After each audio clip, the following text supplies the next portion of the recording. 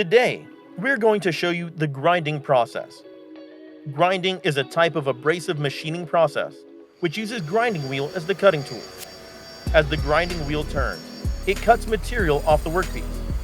We'll show you three types of grinding: outside diameter grinding, inside diameter grinding, and surface grinding.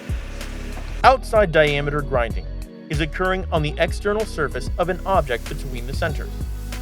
The centers are end units with a point that allows the object to be rotated.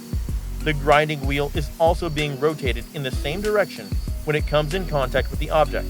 This effectively means the two surfaces will be moving in opposite directions when contact is made, which allows for a smoother operation and less chance of a jam-up.